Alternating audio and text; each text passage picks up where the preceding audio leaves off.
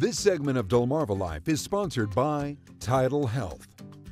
If you're a woman living on Delmarva, then you probably already know finding a reputable women's health doctor, someone you trust and someone who has openings, can be quite the challenge. Well, we want to introduce you to someone who can ease that burden. This is Dr. Ian Baxter, an OBGYN with TidalHealth. Thank you so much for joining us this afternoon. Thanks for having me. Before we get into the interview, I do want to make it clear you are accepting new patients in the area. Absolutely. Yeah.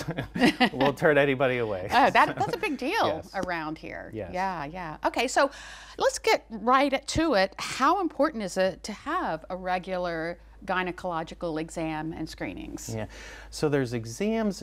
You don't actually need to have an exam until you're age 21. Right. So a pap smear or breast exam. So you can come in earlier if you need contraception or if you're having symptoms.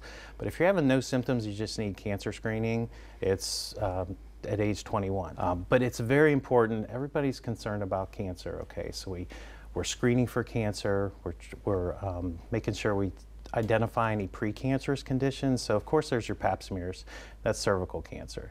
And breast exams, your breast cancer screening, and mammograms. Mammograms we usually don't start until age 40, but pap tests are starting at age 21. Mm-hmm. So we want to identify those precancerous conditions so it doesn't progress to cancer. But also, if there's bleeding abnormalities, it might raise our suspicion to, hey, we need to rule out endometrial cancer, okay? Mm-hmm. There's no good screening for something like ovarian cancer, and that's very rare. So if you have multiple breast cancers on the same side of the family, or even one ovarian cancer, you'd be a candidate to get genetic testing, and the benefit of that would be increased screening or even prophylactic surgery. Okay, so you would be qualified for, instead of just a mammogram, a breast MRI, for example. But in general, going once a year after the age of 21 is what they say? And also your HPV vaccine for cancer prevention, okay, and family planning is huge. A lot of people don't think about that, especially in primary care. You're on all these medications that could be detrimental to pregnancy, but not on contraception.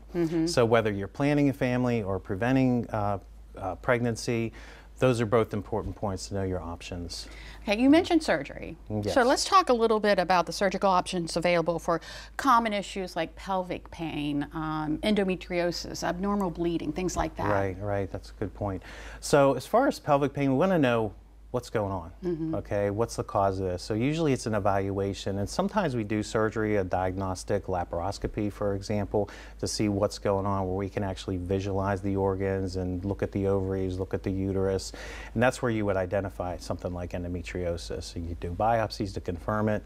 As far as treating pelvic pain, sometimes it's just muscular, okay? You can do something as simple as pelvic physical therapy that some people aren't aware of, okay? But we want to rule out concerning things. A lot of people are worried about cancer, okay? So we want to give as much reassurance, and usually pain's not associated with that, but that's the first thing that often comes to people's minds, okay? And abnormal bleeding is very treatable. It depends on the age of the patient, how much evaluation you need. If it's an older patient, then you want to do you want to do a biopsy of the uterus, even look inside of the uterus with what we call a hysteroscopy. There may be a polyp there may be fibroids.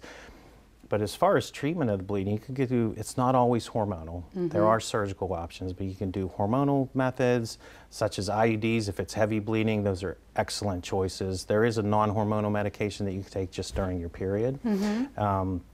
Then there's a very minimally invasive procedure called an endometrial ablation, which is essentially no downtime, and it works very well, where we actually destroy the lining of the uterus, essentially the lining that comes back every month and gives you those horrible periods. Yeah. And the surgery options are pretty minimally invasive, aren't they? Absolutely, yeah, absolutely. No matter what it is. Yes, and like, say, hysterectomies now, that's another, we call it a definitive treatment for abnormal bleeding. So, and that is an outpatient surgery now. What advice would you give to women who are considering gynecological surgery, particularly in terms of their treatment options, preparing for the surgery, recovery, and all of that? If you're going the surgical route, make sure you ask questions. Be very comfortable with what you're getting into. Know exactly what the procedure is, what the risks are. Know that there's more like an ablation versus a hysterectomy, okay? Again, hysterectomies, nowadays, very rarely would we need to do a large incision like a laparotomy, we call it, where the downtime is much better, you know, much longer, okay, in a hospital stay. But now with advancements in laparoscopy, we've been doing them for decades. We have new instruments and what we call like energy sources to cut and seal the vessels and to do the hysterectomy. Even a large hysterectomy with fibroids, you could do it minimally invasive and go home the same day. That's amazing. Yes, it's very good news. Get back to work faster and get back to your family faster. Get back to your life. All good news, and you're accepting new patients. Thank you so much, Dr. Ian Baxter with TidalHealth, OBGYN. All right, thank you. Thanks for having me.